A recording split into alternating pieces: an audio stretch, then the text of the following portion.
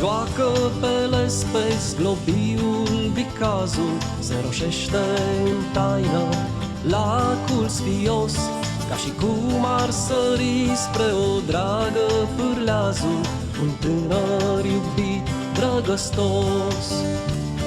În soare se alintă și bistrița mama, cu cântec purtând ale sale povești, și pe țărmuri senine în șoaptă ne cheamă să deschidem cu vise ale zilei ferești.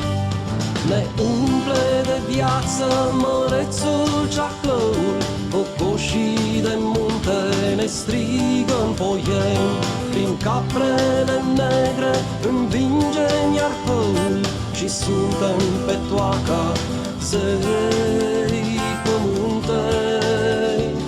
Și nopțile calde cu stele pictate, legende se scriu în trup cu fiori, pe culmile blânde, prin zăpezile înalte, pe cărări printre brazi, printre flori.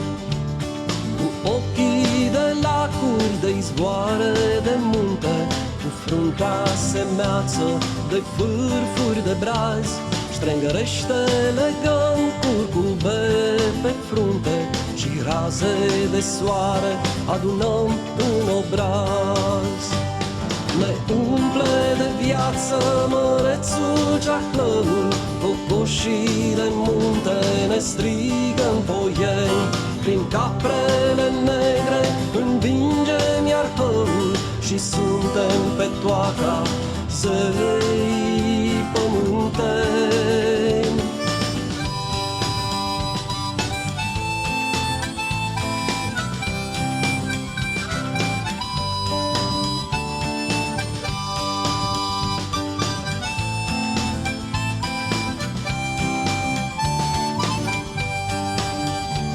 Și prin marea de nouri, de vise înalte, iubirile noastre se învăluie în mit, ca targe de lumină în stâncă sculptate, iar noi pe un drum infinit.